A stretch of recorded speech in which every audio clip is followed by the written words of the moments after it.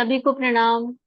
हम सभी परम पूज्य गुरुदेव वंदे माता जी की कृपा से और भगवान और भक्त के बीच संवाद कैसा होता है, ध्यान अवस्था में प्रभु से बात कैसे होती है, इस पर एक दिव्य चिंतन कर रहे हैं। दिव्य भावनाओं के प्रवाह को पढ़ रहे हैं प्रश्नोत्तर के माध्यम से, जहां हम सभी वो हैं जो भगवान की चाह रखते हैं, उन्हें पाना चाहते हैं। और ये सारे हम सबके ही प्रश्न हैं। और इस स्वाध्याय के माध्यम से सखा हमें उत्तर दे रहे हैं। जगत गुरु गुरु राधा रानी हमें उत्तर दे रही है। तो आइए श्री राधा का अपने हृदय में स्मरण करें, क्योंकि श्री राधा होंगी ना तो कृष्ण तो दौड़े दौड़े आएंगे और हर प्रश्न का उत्तर भी भागते हुए लाएंगे। तो अपने हृदय में श्री राधा की छवि को धारण करते हुए और अपने मस्तिष्क में जगत गुरु श्री कृष्ण का दिव्य रूप स्वरूप और चरण, एक गुरु एक शिष्य के चरण अपने गुरु के चरणों में रखे हैं। और हम कह रहे हैं बस अब आ जाओ, और नहीं आना है तो कोई बात नहीं, पुकार लगवा लो। वो भी नहीं लगवानी तो तुम्हारी मर्जी, आंख बंद करूं और तुम अनुभव हो जाओ तो जीवन इसी एक क्षण धन्य हो गया। इससे ज्यादा किसी चीज की आवश्यकता नहीं है, और तुम तो हो, अभी भी हो। और अब हम कह रहे हैं, विरह से व्याकुल करके आते हैं, यह आपकी कैसी आदत है? आप विरह की वेदना देकर क्यों तड़पाते हैं? देखो, पिछले स्वाध्याय में भगवान बता रहे थे कि विरह बहुत इंपॉर्टेंट है, विरह के बिना प्रेम प्रकट नहीं होता। लेकिन फिर भी हम कह रहे हैं कि विरह सहा नहीं जा रहा है, और आप क्यों विरह से व्याकुल करते हो? ये आपकी कैसी आदत है? ये आदत से बड़ी कठिनाई हो रही है, बड़ा कष्ट हो रहा है, बड़ी तकलीफ हो रही है, वेदना हो रही है। तो भगवान ने 3 स्टेजेस बताई थी कि मैं इंस्टेंट आ सकता हूँ। कब? या तो गोपियों की भांति, या गजेंद्र की भांति, या माँ द्रौपदी की भांति पुकार, या भक्त प्रहलाद जैसी पुकार। और तीनों के गुण बताए। गोपी साधक कृष्ण का चिंतन करते करते कृष्णमयी हो गई, उन्होंने कभी कोई इच्छा नहीं करी। द्रौपदी और गज ने प्रेम और विश्वास को सहारा माना, और प्रहलाद ने निष्काम भाव से भक्ति करके इंस्टेंट भगवान को बुला लिया। तो ये 3 चीजें बताई। आप कह रहे हैं विरह जनित व्याकुलता बड़े ऊंचे दर्जे की स्थिति है, हाईएस्ट फॉर्म, अवस्थाएं है ना, ये सब एक अवस्था है। हर हर मार्ग में अवस्था होती है, क्या हम कौन सी अवस्था पर हैं? कोई हाई या लो नहीं है, अवस्था है। अगर मैंने अवस्था ए अब जी ली और आप अवस्था सी जी रहे हो, तो हो सकता है 15 दिन बाद आप अवस्था ए जियो और मैं सी जीऊं। दीज आर जस्ट सिचुएशंस, है ना, अवस्था है। तो विरह व्याकुल प्रेम की विरह व्याकुलता से प्रेम में वृद्धि होती है। फिर भक्त क्षण भर भी वियोग सहन नहीं कर सकता। मतलब अगर विरह होगा तो प्रेम बढ़ता जाएगा। विरह और वियोग में अंतर है। भगवान वियोग नहीं दे सकते, वियोग में तो आप परमात्मा से अलग हो गए।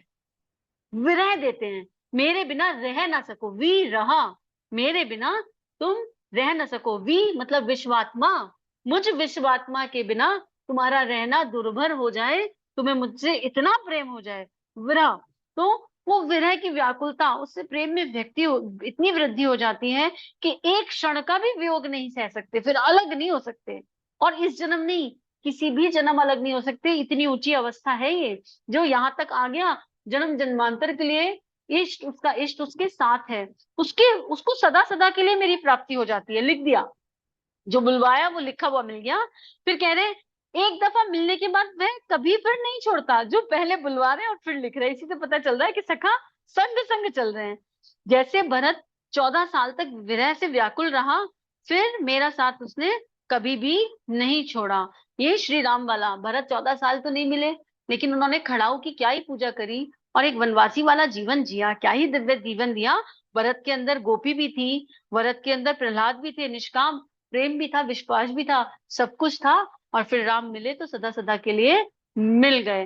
फिर कह रहे हैं, हम फिर भी कह रहे हैं प्रश्न नहीं खत्म हो रहे, पर इन्हें सखा इतने अच्छे हैं, हमारे इष्ट इतने अच्छे हैं, हमारे प्रियतम इतने अच्छे हैं कि इन्हें प्रश्न नहीं कह रहे, कह रहे जिज्ञासा है, पूछो। मुझसे नहीं पूछोगे तो किससे पूछोगे?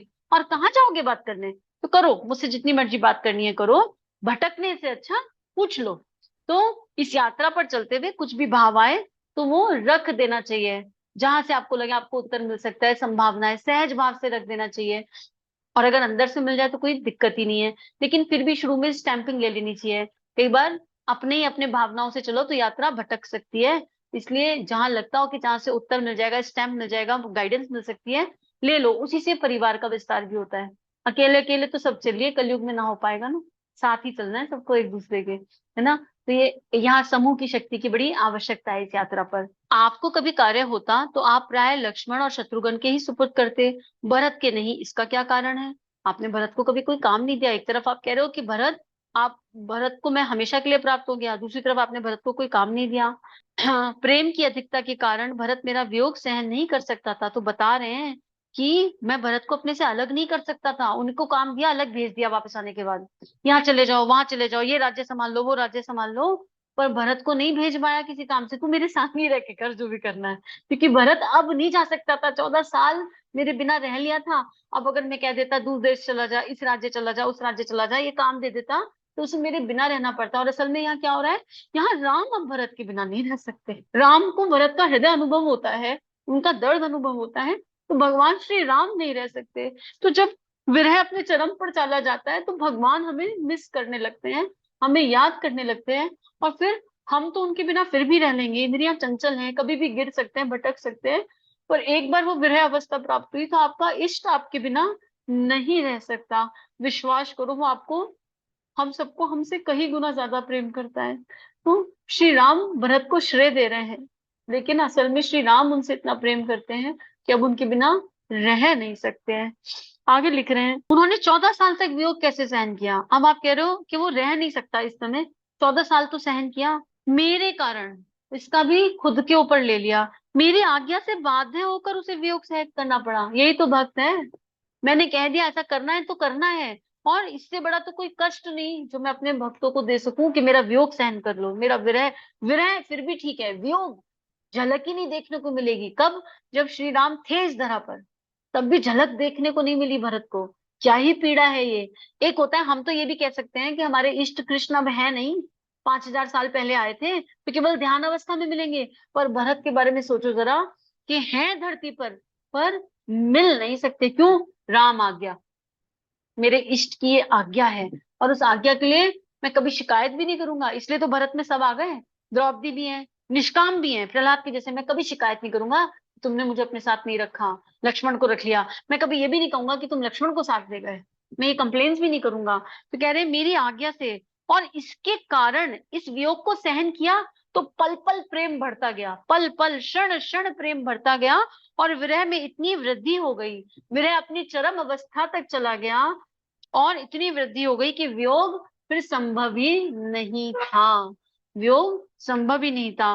भाई चाय में, चाय को उबाल के उसमें चीनी डाल दी, चीनी अलग कर सकते हो क्या चाय से? लेकिन चाय को उबलने की प्रक्रिया से और चीनी को गलने की प्रक्रिया से जाना पड़ा ना। अब चाय में, दूध में चीनी मिलाई गरम गरम, दूध और चीनी एक, स्वाद लिया जा सकता है, अलग नहीं किया जा सकता। कोई तरीका है? वाटर वेपर भी बना दो तो चीनी के क्रिस्टल मिल जाएंगे क्या किसी तरह? कोई रासायनिक प्रक्रिया ऐसी है? मेरी नॉलेज में तो नहीं है कि चीनी वापस मिल जाए। वो तो घुल गई तो घुल गई।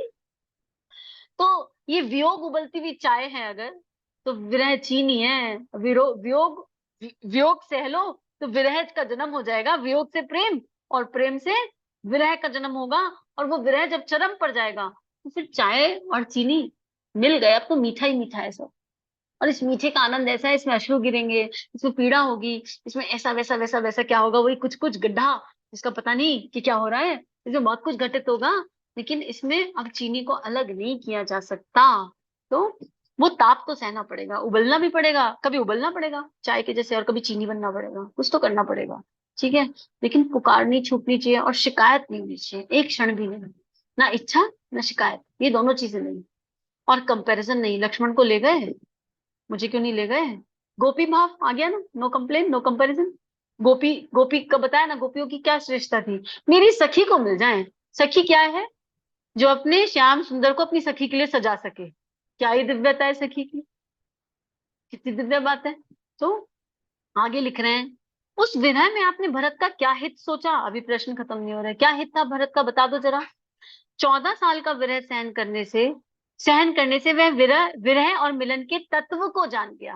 हर जगह वो मूल तत्व तो है, बूंद समुद्र में मिल गई, तो वो तत्व को जान गया। फिर एक क्षण भर का वियोग भी उसको एक युग के समान प्रतीत होने लगा। यदि ऐसा नहीं होता तो मेरी और इतना आकर्षित कैसे होता। अब ये जो तत्व, जिस तत्व की बात कर रहे हैं यहाँ पर लेखक, भाव में डूबकर, इसको तो जी कर ही पता चलेगा, इसको कौन समझा सका, इसको कोई शब्द दिए जा सकते हैं? ये एक तत्व है, विरह और मिलन, और थोड़ा थोड़ा थोड़ा थोड़ा जितना कृष्ण चाहते हैं, सबने स्वाद ले रखा है। कभी याद में पागल हो जाते हैं, आंसू बह रहे हैं, और कभी एकदम खाली हो जाते हैं, है ना। कभी लगता है ही नहीं, लड़ाई कर लो, झगड़ा कर लो, और कभी लगता है यही तो है, फिर भी कम लग रहे हैं। कहाँ हो तुम, होने के बाद भी तुम नहीं हो। तो इसको एक्सप्लेन नहीं कर सकते शब्दों में, ये अनुभूति है, अनुभव है। अभी चीनी अलग नहीं कर सकते ना, तो कैसे एक्सप्लेन करोगे विरह तत्व क्या है, वियोग तत्व क्या है, प्रेम तत्व क्या है। लेकिन दूसरे के एक्सपीरियंस से, इसलिए कहते हैं भक्तों का चिंतन कर लो। तो कुछ नहीं तो नाम जप कर लो। प्रहलाद ने क्या किया, नारायण नारायण नारायण नारायण, पुकार नहीं लग रही, नाम जप तो कर सकते हो निष्काम भाव से। प्रहलाद ने यही किया, मैं मानता हूँ नारायण है और है, बस है, तो मुझे हर समय उनका चिंतन करना है। मैंने नहीं देखा, कोई बात नहीं, मुझे देखने की इच्छा भी नहीं है। बस नारायण ये नाम मेरे लिए सर्वस्व हो गया है, और इसमें मेरे भगवान बस रहे। फिर कहते हैं विरह की व्याकुलता से निराशा भी तो हो सकती है। अब अपने ऊपर मन कच्चा जान रहा है ना, हम सब जान रहे हैं कि ये गड़बड़ करने की संभावना है और बहुत जेन्युइन है। इंद्रियां है, मनुष्य देह है, तो कुछ भी हो सकता है। तो हम कह रहे हैं कि विरह की व्याकुलता से निराशा भी तो हो सकती है। और संग संग मन कह रहा है सखा ऐसा होने मत देना, निराशा ना होने देना, क्योंकि तुम ही बचा सकते हो इस निराशा से। ये तो कभी भी हो सकती है, इस मनुष्य देह में आए तो गड़बड़ होने की संभावना है। तो वो कह चुके हैं, फिर क्या कह रहे हैं भगवान, पहले ही कह चुका हूं कि जिन्हें निराशा हो उनको दर्शन देने की आवश्यकता ही क्या है। लेकिन यहाँ पर मुस्कुराते हुए ये कह रहे हैं आशावान रहो, मैं निराश होने नहीं दूंगा। तुम यहाँ तक आ गए, इन प्रश्नोत्तर तक आ गए, तुम इस स्वाध्याय को सुन पा रहे हो, इसमें तुम्हारा इंटरेस्ट आ रहा है, तो निराशा होने की संभावना नहीं है, आशावान रहो। मैं हूं और मैं रहूंगा। तुम्हारी जैसी निराशा पास फटकेगी, मैं कोई गड्ढा दे दूंगा, कोई वाइब्रेशन दे दूंगा, कोई ऊर्जा दे दूंगा, कोई एनर्जी दे दूंगा, कुछ तो ऐसा करूंगा कि तुम्हें मेरा अनुभव हो जाए। कुछ तो ऐसा कर सकता हूँ। ठीक है। उसके बाद कह रहे हैं जिस किसी प्रकार से मुझ में श्रद्धा और प्रेम की वृद्धि हो, वो कोशिश करती रहनी चाहिए। अब जब तुम्हें ऐसा लगे तुम निराश हो गए, तो टूल्स भी दे रहे हैं, टूल्स, कि जैसे तुम्हें लगे कि निराश हो गए, तुम कोई ऐसा रास्ता ढूंढो कि तुम्हारी श्रद्धा में बढ़ोतरी हो जाए, तुम्हारे प्रेम में बढ़ोतरी हो जाए। तो भक्तों का चिंतन करो, ऐसी किताबें पढ़ो जिनमें श्रद्धा तत्व के बारे में बताया गया है, श्रद्धा और विश्वास के बारे में जानो, प्रेम के बारे में जानो। जैसे हम ये सत्संग करें, ऐसे सत्संग करो, जहां लगे गड़बड़ हो गई वहां कुछ ऐसा उठा लो। इसीलिए सत्संग स्वाध्याय की इंपॉर्टेंस है। तो अब हम फिर कह रहे हैं क्या बिना श्रद्धा और प्रेम के दर्शन हो ही नहीं सकते? क्लियर स्ट्रेट क्वेश्चन, क्या ये दोनों चीजें जरूरी हैं? अरे मुझे समझ ही नहीं आता प्रेम और श्रद्धा क्या है, तो इसके बिना दर्शन नहीं हो सकते। ऐसे लोग हैं जो कहते हैं क्या है प्रेम, नहीं समझ में आता, क्या है श्रद्धा, है अंदर या नहीं है। तो क्या, साफ साफ जैसा स्ट्रेट क्वेश्चन वैसा स्ट्रेट उत्तर। नीति यही है कि नहीं हो सकते इसके बिना दर्शन। तुम जितना मर्जी किताबें पढ़ लो, जितना मर्जी पोथी पढ़ लो, जितना मर्जी पंडित बन जाओ, सारा दुनिया भर का ज्ञान अर्जित कर लो, श्रद्धा और प्रेम, और प्रेम वो शुचि सखी याद है ना, प्रेम ढूंढ रही थी सब जगह, प्रेम कहाँ मिलेगा, प्रेम कहाँ मिलेगा। प्रेम मात्र पुकार से मिलता है, प्रेम कहाँ से आएगा। श्रद्धा कोई दे नहीं सकता, श्रद्धा खुद डेवलप करनी पड़ेगी। कैसे? गुरु के सानिध्य से, गुरु के चरण पकड़ लो, गुरु में श्रद्धा हो गई तो बाकी सब जगह श्रद्धा हो जाएगी।